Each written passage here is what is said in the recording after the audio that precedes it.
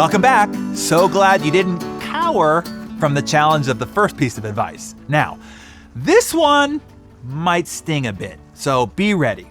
Here's number 2. Know that it now is all on you. No one owes you anything. You are responsible now for everything. You see, in your youth, everyone took care of you. Your parents paid your mortgage, filled your refrigerator with food, your closets full of clothes. They funded your vacations, maybe even paid for that education that you now know is obsolete. You didn't earn any of it. It just happened out of their obligation to you, or as payment for that drunken tequila night that they spent 9 months before you arrived here. Whatever. But you see, since that is the only reality that you've known, it's easy to get faked out and think that life like that is gonna continue. That everyone, the rest of your life, is going to do the same for you. But now, it's the opposite. Instead of people being obligated to you and taking care of you, you are now obligated to everybody else and have the responsibility to take care of them. You are obligated to your employer. Deliver or you're fired.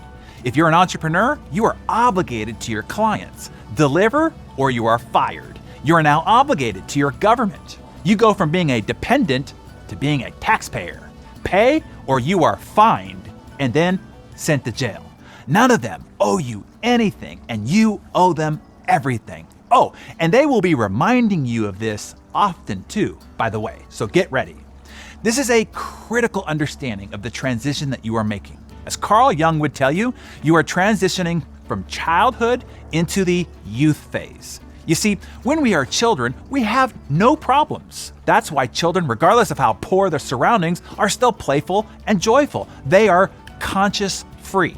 In childhood, we are innocent and naive. Everything is fantastical and seemingly possible. You can become an astronaut, an NBA star, a superhero. As children, we are completely dependent upon our parents. We are not completely born yet. We are still enclosed in a psychic atmosphere of our parents or those responsible for taking care of us. Then the youth phase begins, the process of becoming fully conscious. This phase begins about puberty and then goes through the age of 35 to 40, typically, sometimes much later. This phase is when the demands of life put a harsh ending on those childhood dreams. And all those things that you're supposed to do now start being realized.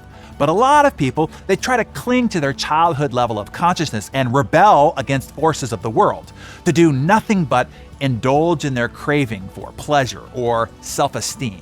They have exaggerated expectations, an underestimation of the difficulties, and an unjustified optimism. Those who rebel against the transition want to remain unconscious, or at most, conscious only of the desires of the ego. And unfortunately, our current culture only indulges this further. Well-meaning parents have become overly coddling, keeping their children, regardless of their age, in the dependent state of childhood consciousness. And social media amplifies the self-indulgent narcissism of the ego. Parents think they are helping, and you think you're just doing what everybody else is doing, but it is handicapping you. It's hindering your growth. It's blocking your transition, and it's stunting the maturation process of your human development. Grow up, and I mean that lovingly and in the support of your personal growth and the advancement of your heroic journey. Leave the nest. If your parents won't kick you out, leave. Stop relying on them for help and support. Figure it out on your own. Do it yourself, and then invite them over to bask in the success of your own making. And then limit the time that you suckle your narcissistic ego on social media. It is hindering you in so many ways that you might not be fully conscious of. All right, I told you might not like number 2. Often the advice we need to hear the most is the advice we want to hear the least. And it's up to you whether you hear it and heed it. Some will, and they will be greatly benefited by it. But I know most won't. That's why only the few in a circle of people, regardless of their childhood background, intelligence, or talent, rise to the top. While everybody else, well, they just retweet everybody else's quotes and reads about their adventures on their newsfeed.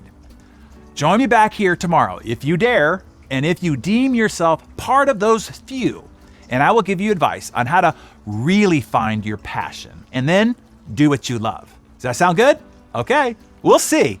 I hope to see you back here tomorrow. Oh, and if you want to be helpful to your friends and you want to look smart, pass them this message. Know that these messages expire in 72 hours, so do it now.